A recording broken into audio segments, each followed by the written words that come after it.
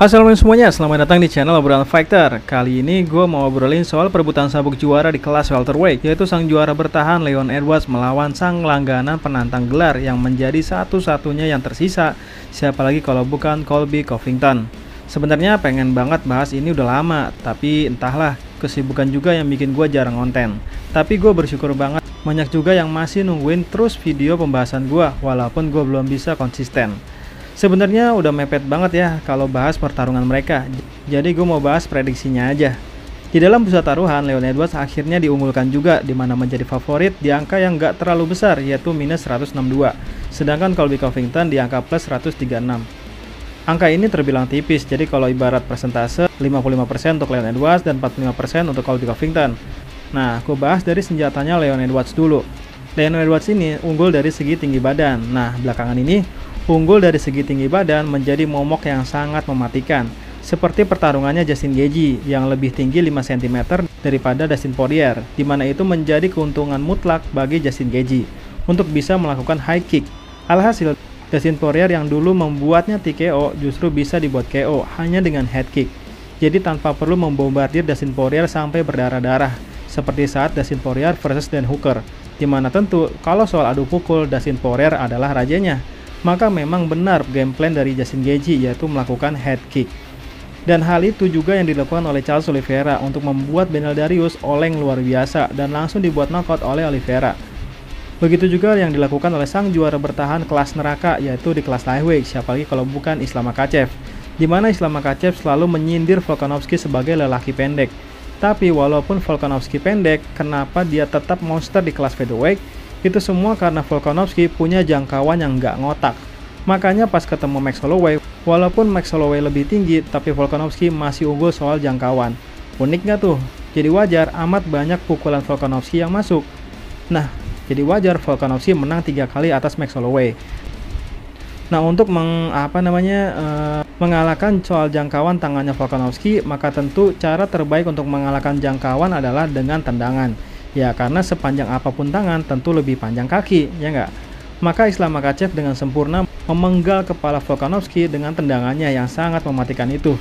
Yap, tubuh yang lebih tinggi membuat fighter terbantu untuk menendang kepala lawan, dan tentu lawan yang lebih pendek akan jauh lebih sulit melakukan tendangan kepala.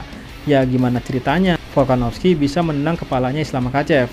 Nah, karena Colby Covington lebih pendek dari Leon Edwards, maka Leon Edwards bisa terus mengincar kemenangan dengan tendangan kepala yang mematikan itu.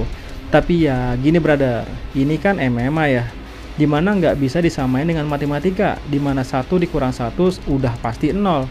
Kita tahu semualah tendangan Leon Edwards ini mungkin sama viralnya dengan tendangan Anderson Silva yang membuat justru kaki Anderson Silva patah. Dimana tendangan ini membuat rekor yang amat panjang milik Kamaru Usman justru putus juga. Saking viralnya, ketika Leon Edwards diundang beberapa acara TV, Leon Edwards diminta untuk mempraktekkan tendangan kepalanya itu. Nah, kalau udah viral kayak gini, udah pasti jadi bahan analisa mati-matian bagi pelatihnya Colby Covington. Seperti pandangannya George St. Pierre, bahwa ketika Anda juara, semua orang akan mempelajari kelemahanmu. Jadi, sudah pasti pelatih Colby punya banyak cara untuk mematikan tendangan Leon Edwards, atau bahkan bisa jadi, saking viralnya, pelatih Leon Edwards punya rencana, yaitu tidak melakukan tendangan kepala lagi. Seperti apa yang dilakukan Justin Gaethje saat rematch dengan Dustin Poirier. Biasanya, Justin Gaethje itu identik dengan low kick, tahu-tahu melakukan high kick. Dalam artian, karena Leon Edwards identik dengan high kick atau tendangan tinggi, maka Leon Edwards akan lebih sering melakukan low kick. Atau bahkan Leon Edwards sering melakukan takedown. Secara gitu, men-takedown Kamaru Usman aja bisa, masa men-takedown Colby Covington nggak bisa? Pokoknya akan ada plot twist dalam pertarungan ini. Terus teman-teman mungkin bilang, lah emangnya groundnya Leon Edwards lebih baik daripada Colby Covington? Udah tahu groundnya Colby Covington sangat mematikan. Ya gue jawab, mematikan apanya? Sebelumnya memang Colby Covington menang melawan para grappler seperti Demian Maia, Rafael dos Anjos, dan Tyron Woodley. Dan menang melawan satu striker yaitu Robbie Lawler. Tapi ingat nggak?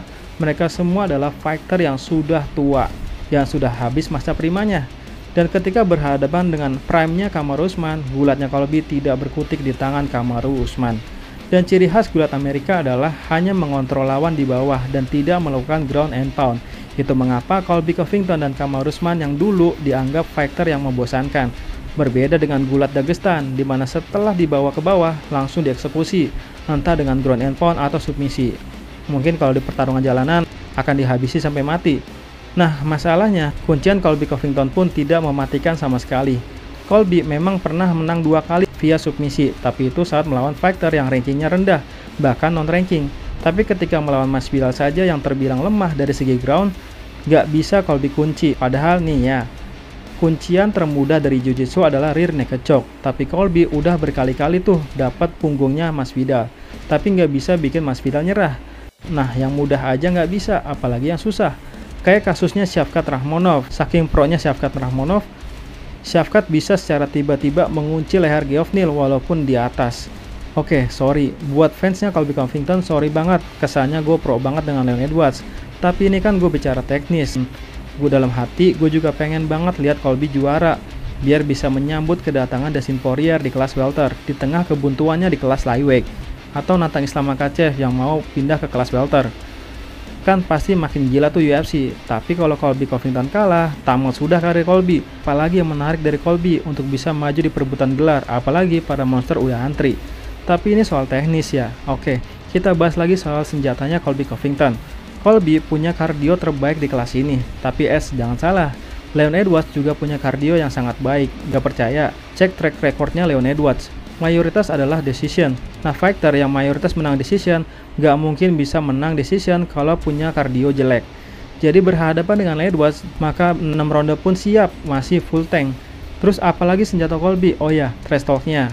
Colby menyinggung Leon Edwards dengan ucapan yang keterlaluan. Ya, lu bayangin aja. Misalnya ayah lu udah nggak ada, dan lu lagi kangen sama ayah lu. Tiba-tiba ada yang bilang, ayah lu lagi di neraka yang paling bawah. Dan Leon Edwards yang terkenal dingin, tahun berusaha jadi orang baik, padahal dibesarkan di lingkungan hitam yang penuh pembunuhan dan narkoba, akhirnya terpancing juga amarahnya. Dimana Colby dilempar botol sama Leon Edwards. Nah, trash talk ini bisa bikin dua kemungkinan. Yang pertama, gameplay pelatih Leon Edwards bisa buyar karena Leon Edwards bertarung dengan emosi, seperti Khamzat Chimaev yang bertarung dengan Gilbert Burns. Nah, yang kedua, tendangan dan pukulan Leon Edwards akan semakin keras karena ditambah dengan amarah. Nah, segitu aja dulu pembahasan kita. Oh ya, sehabis nonton channel Radio Tempur, gue jadi tahu besok Mola gratisin aksesnya bagi siapa aja yang mau nonton UFC 296. Sekian dan terima kasih.